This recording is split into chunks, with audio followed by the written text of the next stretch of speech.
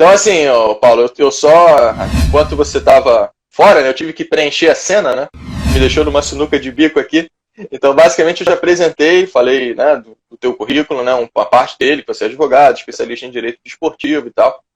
E que a ideia é a gente bater esse papo, fazer esse bate-bola aí, para tirar, de repente, alguma dúvida que possa ter, né? O pessoal possa ter, alguma coisa mais genérica, né? Claro que se tratando de direito é tudo muito específico e também tem muitas incertezas, né? Dependendo da interpretação, dependendo de como que a pauta, não sei como é que é, acho que é a pauta que se fala, né?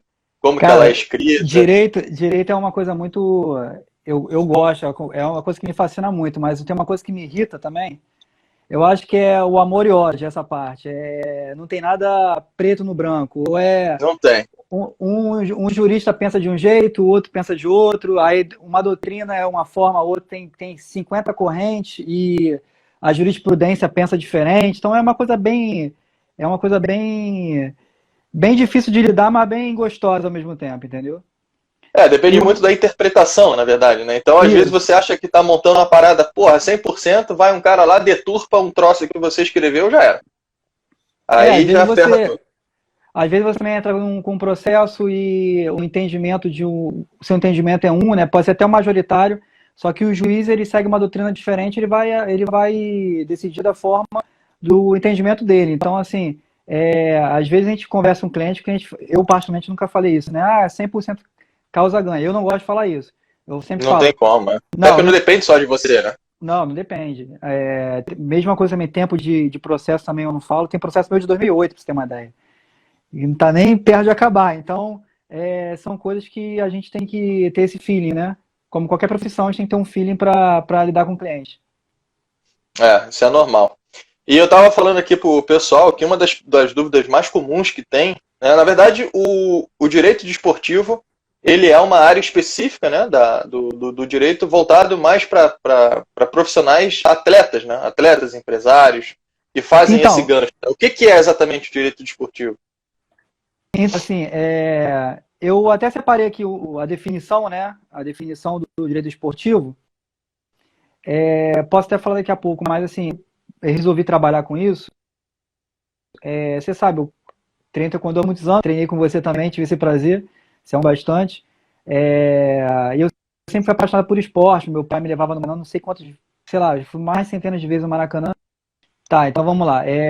Eu, quando eu resolvi me especializar na área, eu também tinha essa visão, eu ia advogar para atleta. Só que o direito esportivo ele é muito mais amplo que isso, ele não só tem essa parte específica. Eu posso trabalhar para o clube, eu posso trabalhar para atleta, para intermediário, eu posso fazer a parte de compliance, que muitos advogados esportivos também têm essa dúvida, né? Aquela responsabilidade fiscal, trabalhista, que os clubes têm que ter em relação aos débitos antigos, né? E os futuros também. Tem a questão também da parte tributária, a parte trabalhista, a parte administrativa. Tem a questão do doping também, né? Que tem muito em futebol, basquete, vôlei, lutas também. É uma área bem ampla. A gente tem. Geralmente as pessoas têm a cabeça voltada somente para o futebol e somente para o atleta, mas tem outras áreas também que pode se explorar. Entendi. Acho que tem alguém batendo na tua porta aí. Meu filho, Ah, tá. Acho que ele quer participar da live. pode Cara, falar. então assim, ó, pra gente começar, eu acho que a gente pode tocar num ponto que muita gente me pergunta, inclusive isso já foi até tema de vídeo lá no nosso canal lá, que é sobre certificação, né? Vamos botar assim, a parte das artes marciais em si, tá? Depois, de repente, a gente faz um gancho com outras modalidades, mas como eu estou envolvido na parte de arte marcial, é o assunto que eu mais entendo, né? E a grande parte das pessoas me perguntaram o seguinte, pessoa, inclusive chega aluno lá na academia, com esse tipo de dúvida. Alunos que vieram de outros estados, de outros professores e de outras federações, outras escolas, enfim, eles já chegam informando que já fizeram taekwondo, que já treinaram há muito tempo, que ficaram muito tempo fora e tal, e que, obviamente, eu tento manter a faixa desses alunos, né? A maioria deles, quando chega lá, ainda mais quando é faixa alta e tal, a gente tenta manter isso. Mas o aluno geralmente não tem nada, não tem certificado válido, tem às vezes uma foto, alguma coisa assim. Então a questão é a seguinte, para o aluno se garantir, né, para ele ter aquela faixa dele que ele batalhou para conquistar, que ele treinou, que ele pagou um exame de faixa, que ele teve todo o custo, né, todo o investimento, e aí amanhã ou depois, de repente, ele vai para um outro professor e o outro professor não aceita isso, ele perde tudo, tem que recomeçar do zero. Então, assim, qual que é a sua orientação para professores mesmo, e atletas, e mestres, enfim, para essa questão, para que o aluno não seja prejudicado caso ele mude, né, de profissional? Porque é muito fácil, eu tenho um aluno na minha academia e faço o exame de faixa dele, e aí não entrego nada, não comprovação nenhuma, amanhã ou depois ele sai, vai para outro, e aí, cadê a comprovação dele? Ele acaba sendo prejudicado. Então a gente precisa ter esse documento, né, alguma garantia. O que a gente vê muito, são dois casos, né? O professor que não dá o comprovante, isso é muito complicado. E também aqueles professores que dão somente para aquela que a gente chama de localidade, né? Dá para academia, eu sou, sei lá, vermelha ponta preta na academia, mas e saiu da academia, você é o quê? Por mais que você saiba, como é que você vai comprovar isso? E também tem aquela questão também, vou dar um exemplo. Eu estou treinando aqui com um professor. Se eu me mudar de estado, vou treinar com você. Esse professor ele não é vinculado a nenhuma federação, ou nenhuma confederação, ou não tem diploma internacional, no caso, né? Que também é válido aqui no Brasil. É internacional válido no Brasil. Então, como é que você vai comprovar essa que vai comprovar? O professor que vai dar a aula para ele não é obrigado a aceitar a palavra dele, não é obrigado também a aceitar aquela carteirinha que só vale para, aquele certificado só vale para o âmbito da academia. Né? Como é que você vai Qualquer fazer? um pode imprimir em casa, né? Qualquer um pode. Infelizmente, hoje quem vê muito aí são pessoas que vão no YouTube porque aprendem um monte de coisa, mas não fazer de forma correta e vai dar aula. Eu sou preto, mas você é vinculado aonde? Não sou obrigado a vincular realmente, não é essa obrigatoriedade de vinculação, né? Isso é constitucional. Mas se você vai treinar, você vai fazer uma arte marcial, acho que você tem que pelo menos correr atrás de saber que tipo de professor você está lidando, que tipo de mestre você está lidando. Então, qual é o currículo dele? Realmente ele é mestre? Realmente ele é professor? É muito complicado. A gente sabe que não tem essa obrigatoriedade de vinculação, mas a vinculação ela te garante pelo menos que a pessoa que está te dando aula vai ser punida administrativamente, pelo menos administrativamente, perante a confederação e a federação. Seriam os órgãos nacionais, atualmente, né? Isso. As federações, né, que teoricamente é uma por estado, e a confederação que é nacional, né, a nível nacional. Isso. Então existem as federações que são filiadas à confederação, que na verdade isso tudo a gente está falando de atividade desportiva, né? E nada tem a ver com graduação propriamente dita. É uma garantia, obviamente, mas o cara pode treinar, por exemplo, eu sou assim, o que acontece? Eu sou certificado internacionalmente pelos dois dos principais órgãos mundiais, que são a Kukkiwon, que é o órgão máximo do Taekwondo, e a Chamonquan, que é uma das escolas tradicionais do Taekwondo, se eu não me engano, a mais antiga, a mais tradicional que tem. E eu não tenho federação, eu não sou filiado por N motivos, né? O principal motivo é que com relação a custo, que os caras botam valores altíssimos, e na maioria das vezes a gente não tem retorno, a gente não tem retorno de nada disso. E segundo, porque eu não sou adepto à parte competitiva do Taekwondo. Particularmente, eu prefiro a parte marcial. Então, se eu não tenho pretensão de participar de competição, para que eu vou me filiar a uma federação? Então, eu tenho os certificados internacionais que comprovem em qualquer lugar do mundo a minha graduação, qualquer um pode me pedir, eu mostro, isso aí não tem problema nenhum. E os meus alunos também recebem, isso é uma característica que eu tenho.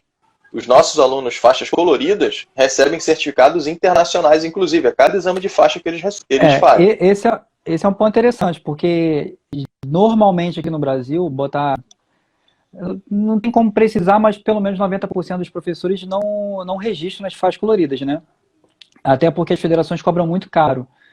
Mas no caso isso onera para o próprio aluno também, né? Não apenas para o professor, onera para o aluno. Isso é verdade. Mas assim, a questão também é válida, porque na verdade você está se impondo a regimes e sanções administrativas de órgãos internacionais. você não pega a questão da federação e da confederação. Quem tem essa possibilidade, eu até acho, não vou fazer nada contra a CBT-KD no caso do Taekwondo, né? Não tem nada contra. Mesmo que o seu, né? Eu não dou aula que nem você, mas o meu certificado eu pedi que seja da Shamuquan. Mas não deixa de ser válido. Ele vale, ainda mais internacionalmente. Se você pegar um certificado da CBT-KD, por exemplo, não é garantia de que você consiga dar aula. Eu acredito que sim, mas não é garantia. Agora, um certificado internacional, com certeza você conseguiria dar aula, você conseguiria competir, fazer essas funções, entendeu?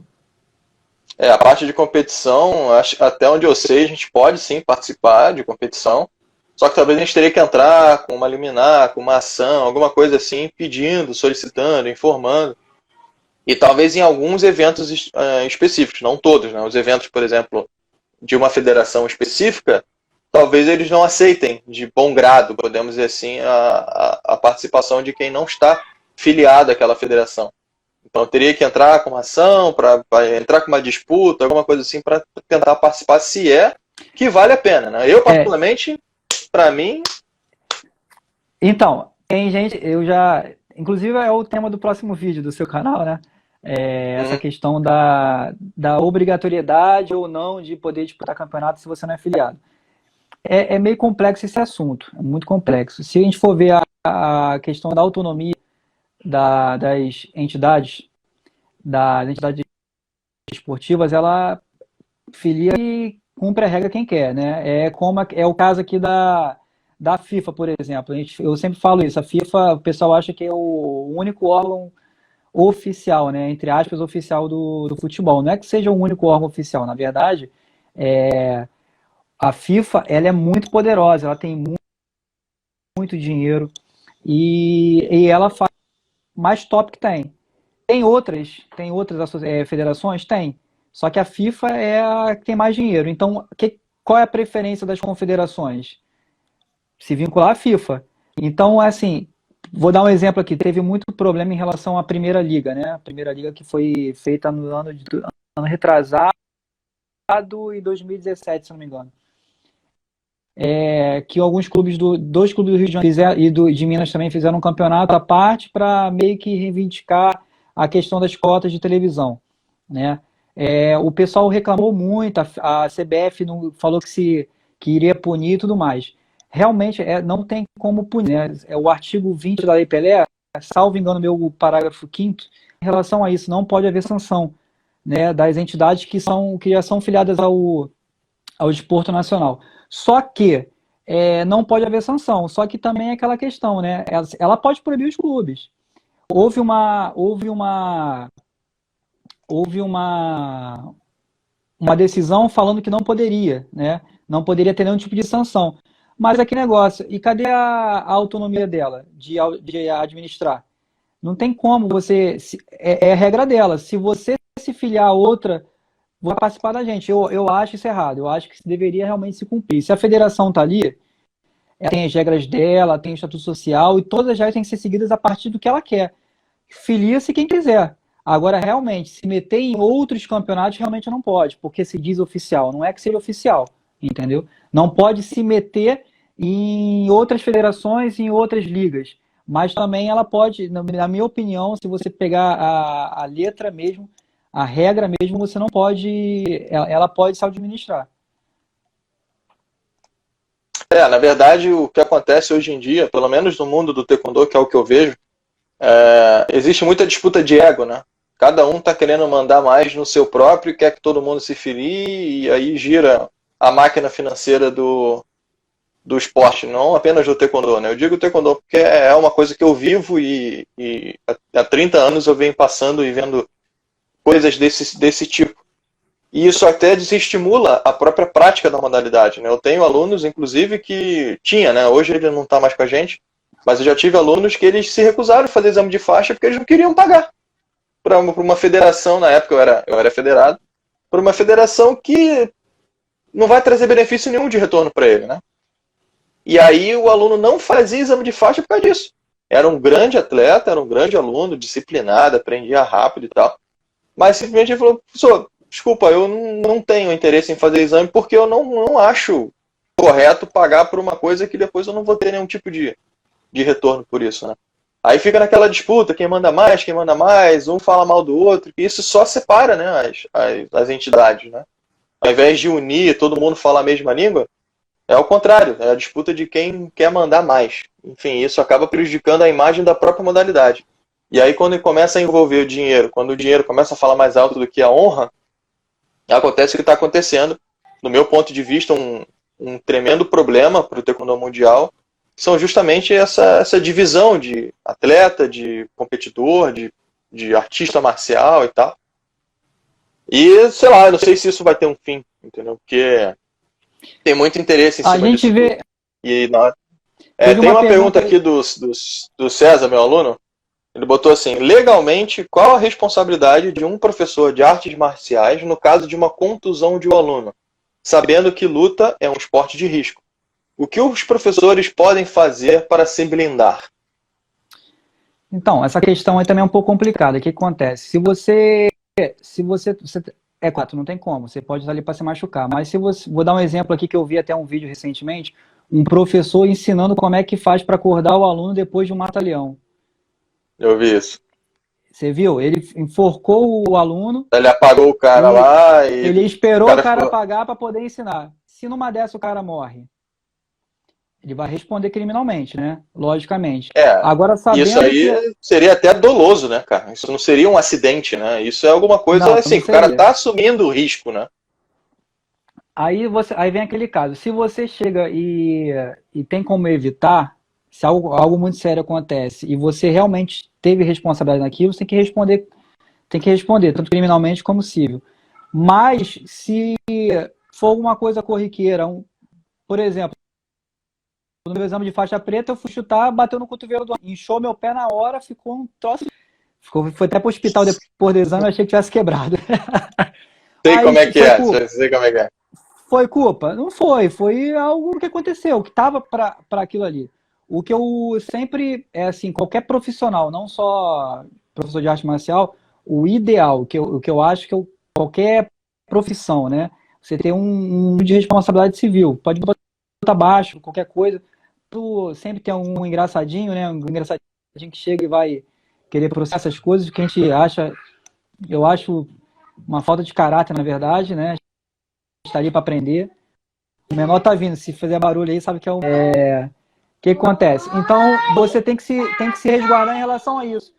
O bom é sempre quando acontecer alguma coisa, você perguntar se está bem, você tentar dar os primeiros socorros, levar para o hospital, para pronto-socorro, ver se tem testemunha perto também para poder te resguardar. Essas são as dicas que eu tenho para dar, porque se pegar um aluno mau caráter, não tem como. Vai entrar no processo e vai ser dor de cabeça, mas dá para provar. O que eu faço, né, costumo fazer, eu tenho autonomia sobre os meus alunos, né, quem entra e quem sai, né. Eu já botei aluno para fora, inclusive, porque ele não estava de acordo com o que eu tenho para oferecer. Então eu prefiro não ter o aluno do que ter um aluno que eu sei que vai me incomodar. Então acho que também cabe muito do bom senso do próprio professor e mestre em conhecer, né, quem está lá dentro, que está fazendo esse treino coletivo, porque é contato físico, né? Então, para o próprio professor ter esse respaldo, primeiro que o aluno, vai arrumar encrenca, já começa a monitorar, já começa a segurar, para quê? É uma coisa que eu costumo falar sempre nos meus cursos de defesa pessoal. Cara, qual é a melhor defesa pessoal? É você não precisar usar a defesa pessoal, né? Qual é a melhor forma de você evitar um problema desse tipo que você falou? Cara, é evitar, é controlar, né? Deixar com que não aconteça. Claro que se acontecer, é um acidente, todo mundo, né? Ninguém tá livre de acontecer isso. Eu já desloquei o meu dedinho, teve uma lutinha que eu estava fazendo com um aluno meu, eu desloquei meu dedo, botei no lugar na hora, resolveu, tranquilo, mas aconteceu. Poderia ter sido com ele. Então, acho que no fundo, os próprios alunos assumem essa responsabilidade, né? Esse risco. Quando é criança é um pouco mais complicado. A gente tem que ter a autorização dos pais, os pais presentes, concordando com a situação. Mas também existe, obviamente, um esporte de contato, não tem como ser diferente. O máximo que a gente consegue fazer é dar o máximo de segurança possível para o aluno. Mas eu acho que eu entendi a pergunta dele, porque tem uma pergunta aqui do da Ali Winter, já vou entrar nesse assunto, tá? Quando eu comecei a treinar há muito tempo, a gente tinha, não sei se isso ainda existe, tá? Mas a partir do momento que nós temos algum tipo de registro em uma federação, na época, para fazer exame para faixa preta, teria que ter alguns treinamentos, principalmente de primeiros socorros. Mas eu não sei se hoje ainda funciona desse jeito, né? Para ter o preparo do próprio aluno. Mas como o aluno não é médico, o professor muitas das vezes não é médico e tal, então também até que ponto isso se torna um risco a mais, né? Como é que o cara que não tem treinamento no primeiros socorros, ele vai ajudar de alguma forma, sabe? Teria que ter um certo balanço. Eu nunca passei por um problema parecido com esse, espero não passar, faço de tudo para que isso não ocorra, mas também ninguém está livre, né? O importante é a gente se cuidar e ficar monitorando o tempo inteiro, né? Não, então, mas assim, vamos fazer uma comparação aqui. Num acidente de trânsito, você pega um motociclista na vida aí, o ideal é você não chegar e colocar a mão nele, mas o que você vai fazer? Pelo menos ligar para o Pega o telefone. atendimento, né? Fez a sua parte, né? As lesões ocorrem. Agora, pode ser evitada? Foi culpa exclusiva da pessoa? Tanto do professor, ou foi culpa exclusiva do aluno? Tem que ver tem que ver caso a caso, na realidade, né? Vou dar um exemplo aqui. Tem que ver se foi maldade ou se não foi maldade, se foi um acidente de verdade, se foi um cara mal intencionado. Isso tudo tem que ser. Por isso que eu digo que tem que ter atenção do professor, sabe? O professor vai perceber isso. Na hora de uma luta, cara, você não tem noção como acontece às vezes lá na minha aula, um aluno começa a esquentar um pouquinho o sangue pro outro, começa a disputar um pouquinho mais forte, eu já fico ali de olho para ver se não vai ter nenhum incidente, né? Mas eu fico apreensivo, cara. Fico apreensivo. Então, mas o que acontece? Voltou. O que você estava falando? Repete aí, por favor. Não, é verdade você estava falando. Aqueles exercícios de você ver, né, no Facebook, aquele vídeo do Facebook que os caras fazem isso nada a ver. O dono da academia, que também é profissional de educação física, foi falar com ele para ele não fazer. Ele continuou fazendo, se machucou, deslocou o ombro. Teve alguma culpa o dono da academia?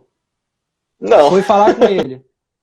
Então, aí que é o problema. Então, tem muito aluno que você sabe, né? Eu já fui assim também um dia. O professor, o mestre fala, não faz isso, fica quieto ali, espera a sua vez, tal. Aí você começa a fazer um monte de besteira, quer brincar de porradinha, tu se machuca, toma uma pancada, tu desmaia. A culpa foi do aluno ou foi do professor ou do mestre? Uma coisa que eu sempre falo nas aulas também, de vez em quando os alunos chegam lá e ficam brincando antes de começar a aula. Eu falei, antes de começar a aula, a responsabilidade é de vocês. Já vou deixar isso bem claro. Durante a aula, a responsabilidade é minha, mas antes e depois, se virem, vocês são adultos. É complicado, né? Mas se trata de ser humano. Então, assim, o que eu sempre falo, né? Na pior das hipóteses, tem que se resguardar, faz um seguro de responsabilidade civil pequeno, nem que seja valor pequeno, né? Para poder cobrir algum dano moral, alguma coisa. E se acontecer alguma coisa, você tentar, no mínimo, se resguardar. Você tentar socorrer de alguma forma, entra em contato com os pais, liga para o hospital, liga para a emergência, qualquer coisa. Não deixe de fazer alguma coisa, porque se você também se omitir, você pode responder, mesmo que não seja culpa sua.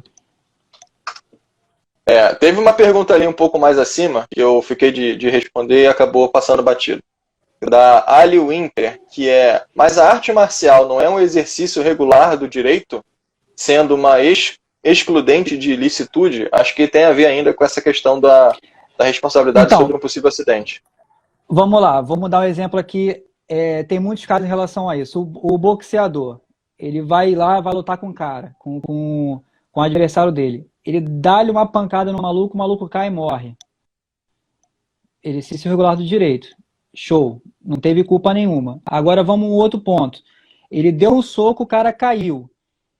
O cara tá caído, já tá no chão, ele vai, monta em cima do cara e começa a bater o cara até dizer chega. É uma excludente? Lógico que não, ele vai responder. Aí não. Então, é o que eu sempre falo, você tem que analisar caso a caso. Não adianta eu chegar aqui e falar, vai ser sempre X. Se é lá na frente, pode ser X e Y.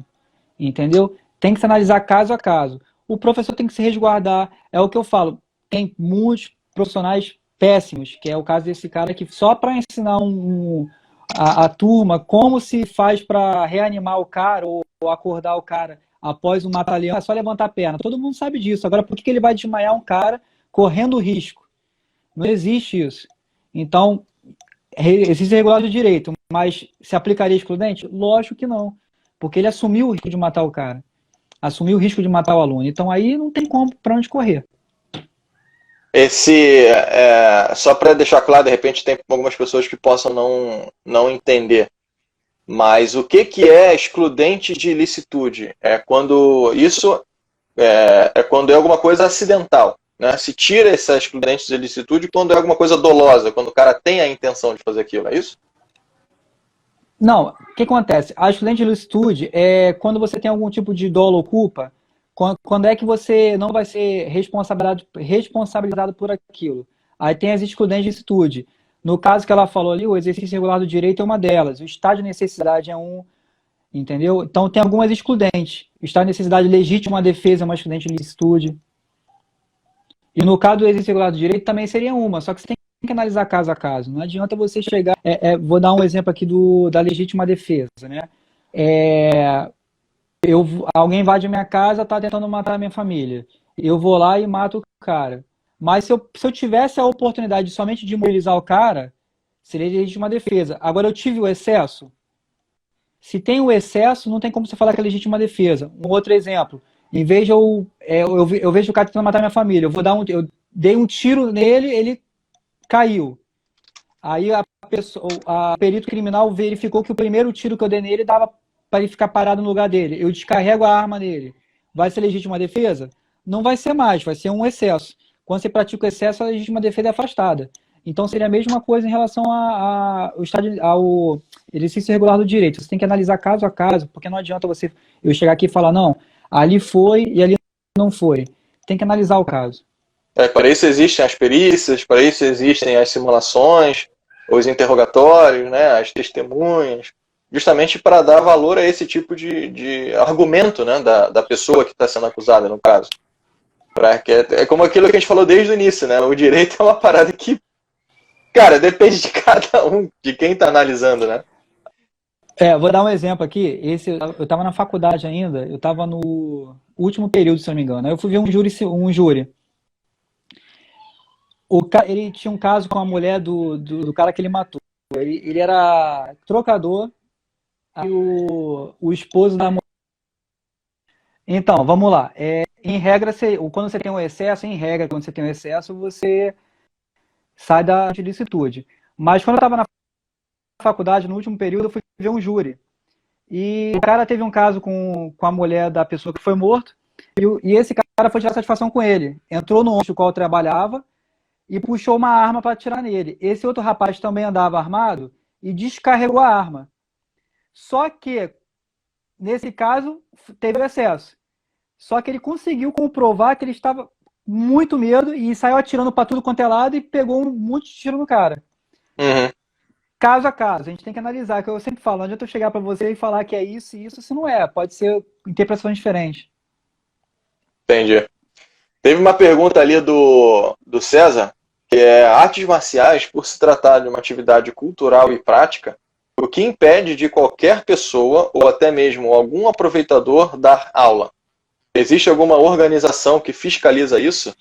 Teoricamente, eu acho que tem o Conselho Regional de Educação Física, né? Mas os atletas de artes marciais, eles têm uma autorização para dar aula, né? Como é que funciona? Então, essa questão do Conselho Regional de Educação Física, na verdade federal, né? Há um tempo atrás, eles estavam querendo dar a obrigatoriedade de professores e mestres serem profissionais de educação física, né? Esse argumento caiu por justamente ser uma questão cultural, né? Mas eu particularmente nunca vi, além dessas incertas que o CREF dava, eu particularmente nunca vi nenhum tipo de fiscalização em relação a isso. É como eu falei, tem professores, entre aspas, que vão no YouTube, aprendem tudo e vai dar aula. Só que por mais que seja uma atividade cultural, ela tem que ser disponibilizada e ensinada por pessoas capacitadas, né? Como você uma vez comentou comigo, né? Seja faixa preta em 1 ano, 2 anos. Tem como Tem um ser vídeo faixa no meu preta em 1 canal ou que 2 fala sobre anos? isso. Tem como? Não tem como. Não tem como. Assim, essa questão é complicada. É por isso que eu acho que deveria ter papel muito forte das federações e confederações em relação a isso. Porque por mais que a pessoa não tenha a obrigatoriedade de se filiar a ela teria que pelo menos dar um jeito de fiscalizar e informar as delegacias as delegacias civis, o Conselho Nacional de Esporte. Então tem que ter pelo menos esse tipo de fiscalização, porque senão vai ficar bangu, qualquer um vai poder dar aula de arte marcial.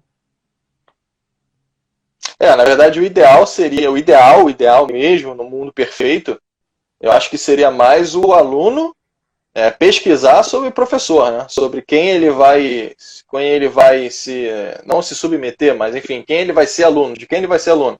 Para saber o histórico do professor, para saber se o professor realmente é gabaritado, se ele tem certificado, se comprove a graduação dele, qual que é a índole, qual que é a diretriz que o professor segue, e não simplesmente olhar um panfleto na rua e achar que o cara é o Bruce Lee e ir lá e se entregar pro professor, né? Acho que tem que também fazer ter esse cuidado, né? A gente tem que analisar caso a caso, como eu fiz no primeiro vídeo lá para você, né? Realmente você tem que ter esse feeling de pesquisar sobre o professor, de quem ele foi aluno, de quem ele é mestre. Se você não tem esse feeling de pelo menos pesquisar, não adianta. Você pode chegar num péssimo profissional que todos nós estamos aquém disso. A gente não tem como saber se o cara é ou não profissional se a gente não for atrás, né? Mas nesse caso, de quem seria, se é que tem de quem seria a responsabilidade de fazer esse tipo de fiscalização? Você falou ali, de repente as federações começarem a atuarem com um pouco mais de afinco em cima das academias e tal. Mas será que realmente seria as federações? Será que não seriam o próprio Conselho de Educação Física ou algum outro órgão específico? Talvez aí o Ministério Público, porque o que acontece? Quando você fala de arte marcial, de professor, eu pelo menos te incluo na categoria de profissional liberal. Tem muita gente que fala que não, porque o liberal é só aquele que é formado, que não sei o quê. Só que realmente o verdadeiro professor ele demora de 5 a 6 anos para chegar à faixa preta, né? O que segue os caminhos, no mínimo, segue os caminhos corretos, né? Então eu acho, e algumas pessoas também acham, que se caracterizaria sim profissional liberal. Essa questão de fiscalização é complicado, porque o CREF teria essa fiscalização se aquele projeto de lei passasse, né? Que seria de todo professor e mestre ser formado no mínimo bacharel. Não passou, então não vejo eles realmente como órgão fiscalizador. Talvez o Ministério Público aí, se você fizer uma denúncia, o falso professor, o cara não é professor, e o Ministério Público realmente tiver a boa vontade de averiguar, ele poderia sim entrar no exercício irregular do direito, da profissão, desculpa, exercício irregular da profissão. Então, talvez o Ministério Público, mas eu acho que deveria sim ter uma boa vontade e até a questão de interesse das próprias federações e confederações em relação a esse tipo de fiscalização. Seria o cenário perfeito, né? Porque a gente sabe que tem muita gente aí já que cobra colocando esses alunos em risco, né? Já que cobra tão caro, poderia muito sim fazer esse... Nem que fosse uma parceria com o Ministério Público ou delegacia do consumidor, qualquer tipo de coisa, para poder fazer essa questão dessa fiscalização. Mas, infelizmente, no Brasil só tem ideais, né? Mas não funciona na prática. Vai muito da índole também de cada um, né? Um monte de aproveitador aí, como o próprio César comentou também. E a gente sabe que, cara, o que eu vejo de coisa na internet, que as pessoas me mandam, se eu fosse colocar no YouTube todos os absurdos que o pessoal me manda de vídeo, porque às vezes eu pego uns vídeos meio loucos assim e boto lá, olha só o que está acontecendo, como é que essa pessoa agiu assim, assado, vamos tomar cuidado, até para ver a opinião do povo, né? Quando eu fiz, só para ter uma ideia, quando eu fiz aquele vídeo, eu botei no meu canal aquele vídeo dizendo que faixa preta em 1 ano é um absurdo, teve um cara, um mestre, eu não lembro qual que é o nome dele, também não veio um caso, que ele até me questionou, falou, tá, mas e se o aluno treinar, sei lá, 10 horas por dia durante um ano? Ele não consegue ser faixa preta? Eu falei, cara, não. Na minha opinião, não. Porque, primeiro, o aluno precisa ter toda a parte de coordenação motora que não se pega da noite para o dia. Tem que ter toda a maturidade de responsabilidade que o aluno não pega da noite para o dia. Tem que fazer as ativações dos neurotransmissores, que o aluno não faz da noite para o dia, não tem remédio, isso é repetição, é treinamento, é posicionamento. Aí o cara acha que treinando 10 horas por dia ele vai se tornar faixa preta em um ano. Não é bem por aí, né? Porque não é só o tempo de prática, é o que você adquire naquele tempo de prática. Senão o aluno se faz aí se matricula numa academia, fica 20 anos indo uma vez por mês na academia e quer milagre. Se não tiver aquela frequência que comprove realmente, que agregue conteúdo para o treinamento dele, o cara pode ficar 30 anos numa academia, não vai se tornar um faixa preta assim, do nada, né? Ele precisa ter o comprometimento e tudo. E isso também vale para os professores. Já que não tem um órgão regulamentador, né? Teoricamente não tem, teria que entrar com uma ação, verificar cada caso e tal, que as pessoas colocassem a mãozinha na consciência e falassem, cara, eu tenho alunos que lutam dentro da minha academia. Eu sou responsável por eles. Qual é a garantia que eu dou para eles de segurança? O mínimo de garantia que eu dou para segurança se eu sou um falcatrua, sabe? A pessoa tem que também ter essa consciência de pensar, eu estou lidando com um negócio perigoso, né? A arte marcial são modelos, né, de atividade que foram criados para matar, né? Para eliminar uma ameaça. Então, se você tem todo o conhecimento e você ensina aquilo com toda a segurança possível, beleza, legal. Mas se você inventa uma historinha para se mostrar mais do que você é, colocando em risco a vida de vários alunos, esse cara ele não merece estar onde ele está, né? Que nem você falou ali do vídeo do cara que deu um mata-leão num aluno só para mostrar como é que se acorda um cara com mata-leão. Pelo amor de Deus, isso aí não existe. Acho que não precisa chegar nesse ponto. Tem um vídeo também, você deve ter visto também esse vídeo, um mestre de, acho que kickbox, se não me engano, levou um falso mestre para treinar com ele. Ele deu uma surra no maluco, tu vê que o maluco não tinha tique nenhum de lutador, nada. Não tinha nada. Aí ele veio falar desculpa que ele tinha operado o maxilar, a mandíbula, né? Eu operei, por isso que eu tô dando uma segurada e tal. Aí que o mestre verdadeiro falou, se apresenta para os alunos aí. Aí ele pegou e começou a filmar, né, também. O cara falou que era mestre e grão-mestre em várias artes marciais que eu nunca tinha ouvido falar também. Aí o cara chegou e falou, cara, a gente sabe que você é mentiroso, que é isso, aquilo, você já passou perna na cidade tal, na outra cidade também passou perna, que não sei o quê. Se você vier fazer essa palhaçada aqui, eu vou te arrebentar e ainda te vou ver ainda. Então, assim, como é que se resguarda em relação a um cara desse? Entendeu? Você tem que... São esse tipo de profissionais que tem. Em contrapartida, tem muitos mestres também, que a gente sabe, que viram somente o lado financeiro. Então, quanto mais exame de faixa ele faz, mais ele recebe dos alunos. Você sabe disso. Então, assim, é complicado. Quando você tem essa ânsia de ganhar também, também os verdadeiros, né, que treinaram para aquilo, que se aperfeiçoaram e tudo mais, e vão para esse lado, você forma maus profissionais. Então é muito complicado essa questão da arte marcial, porque a gente lida com o ser humano, né? Como eu sempre falo, não adianta. Vai ter sempre qualquer área, você vai ter um péssimo profissional, e às vezes o cara que nem profissional é. O que é pior ainda, né? E tá cheio por aí, cara. Tá cheio por aí. O que eu vejo... Isso é um reflexo do que a gente vê nas competições, por exemplo. Eu não participo mais de competições, eu criei uma aversão muito grande à competição por causa disso. Você vê um atleta, um aluno competindo, você vê a desgraça que é. E aí você vê o professor dele, você vê outra desgraça pior ainda. E aí até onde vai essa parada, cara? Não tem onde vai. Teve um campeonato que eu fui, deve ter uns 3 anos isso, aqui em Santa Catarina já. Eu participei de 6 categorias. 6 categorias, 5 aqui e 1 aqui, né? Cara, eu trouxe medalha em todas. Eu peguei 5 ouros e 1 prata em todas. Eu fiz a limpa na competição. E o que eu via de pessoas fazendo tipo com C, né? Que é para quem não é da área aqui, é o kata do karatê, uma sequência de movimento. Maluco, faixa preta fazendo técnica que um faixa branca muitas das vezes faz melhor. É um negócio surreal. Eles só querem saber de giro, né? Como você falou, de faixa, de dinheiro, de ser faixa preta, de não sei o que, de não sei o que. Aí o cara vai lá e faz uma demonstração. Pô, o cara fala assim, isso aí é faixa preta? Isso aí treinou, se dedicou? Não tem como. Tu vê que não tem como.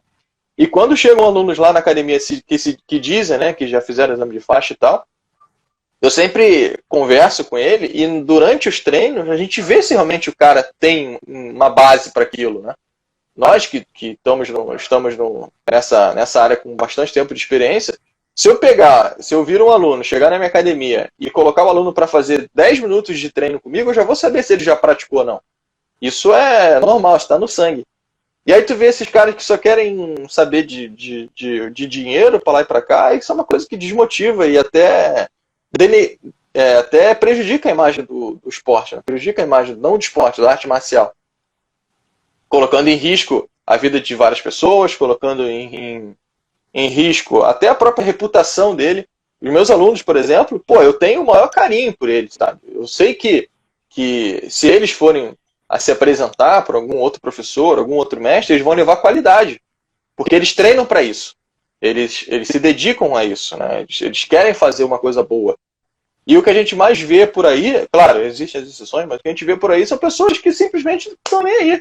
Eu tenho uma playlist lá no meu canal que é sobre nomes dos movimentos em coreano do Taekwondo. Taekwondo é coreano e tem aqueles movimentos, aqueles nomes absurdos, né? Aquela coisa que, porra, parada assim, bizarra.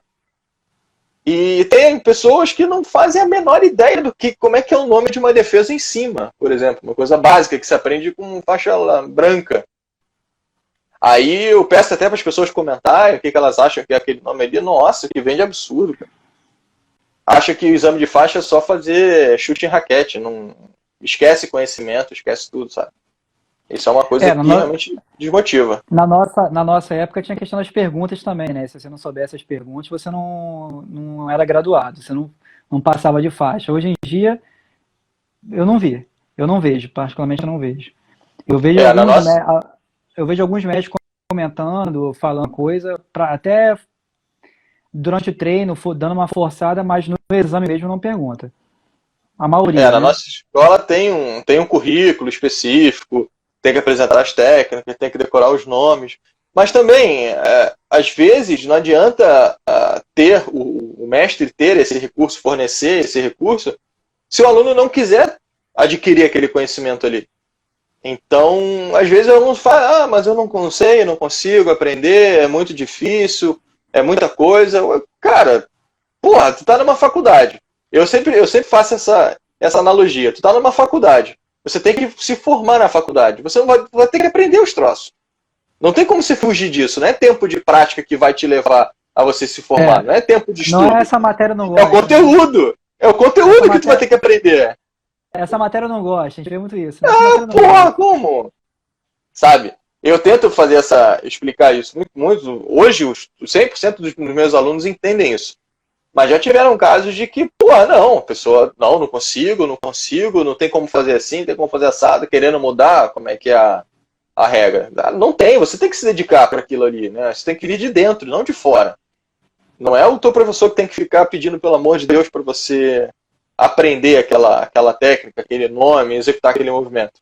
É você que tem que pedir para o teu professor, perguntar para ele como é que para fazer aquilo ali para passar de faixa, sabe? As coisas têm que inverter. O cenário tem que inverter. Hoje, né, a nossa geração, não a nossa, né, a geração de hoje, né, óbvio que tem as exceções também, mas o que eles fazem? Eles querem transferir responsabilidade. Eles não assumem responsabilidade, querem botar na espinha de outra pessoa. Então eles querem fazer com que existam as mudanças de regra para que eles consigam atender as regras, sabe? Não faz muito sentido, entendeu? Eu já me perguntaram se eu queria dar aula, eu sou muito rigoroso em relação a essas coisas. Assim, eu, particularmente, se eu fosse dar aula, não tem que fazer a prova escrita, eu ia passar a prova escrita. E nessa de múltipla escolha não, ia ser discursiva mesmo. Eu ia dar um jeito. Outra coisa também é perguntar também a frequência de aula. Aula não só no taekwondo, aula na faculdade, aula no colégio. Eu sou muito chato em relação a essas coisas. Acho que a gente tem que não só ensinar a parte teórica e a prática, a gente tem que ensinar também a questão da disciplina, né? do ser humano melhor, de disciplina. Eu tenho controle de presença dos alunos. Não adianta o aluno se matricular, ficar 1 ano matriculado na academia, sendo que ele só vai 1 mês. E aí vai querer fazer exame de faixa. Não acontece aquele negócio, como já aconteceu, eu já vi acontecer no passado. O aluno some na academia, some. Aí descobre que vai ter exame de faixa. Opa! Aí, pim! Vamos treinar para fazer exame de faixa. Aí vai, treina 2 meses, 1 mês, quer fazer exame de faixa.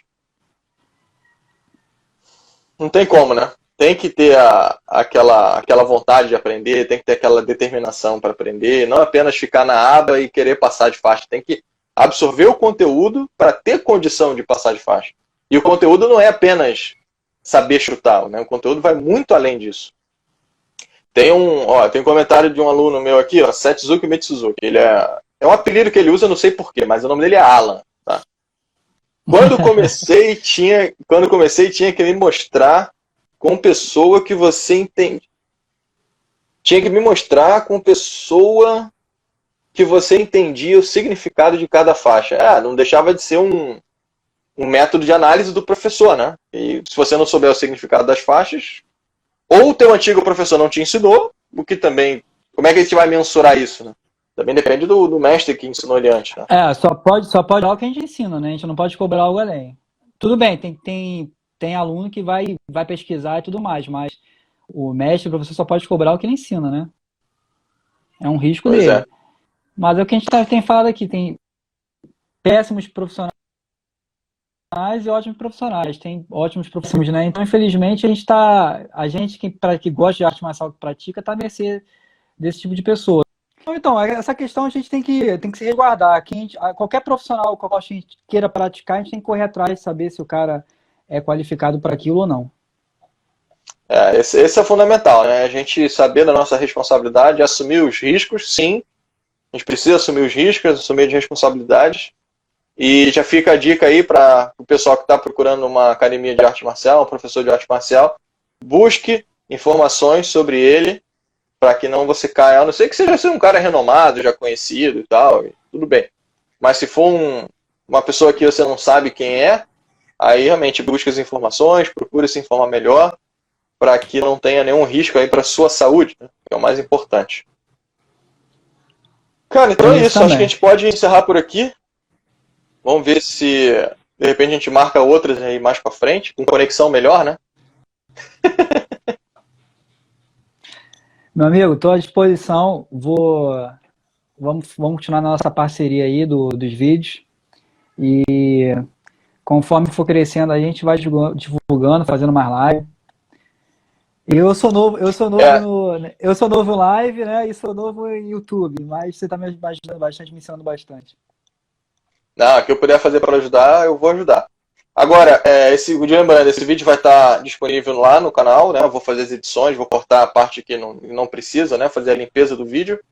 Deixa lá no meu canal, para quem não acompanha ainda, o link do canal está na bio daqui, né? Do meu Instagram. E o Paulo tem uma participação lá, eventualmente ele faz uns vídeos também sobre direito desportivo, e aí a gente pode interagir com ele lá. Beleza? Paulo, brigadão mais uma vez aí pela parceria, pelo seu tempo.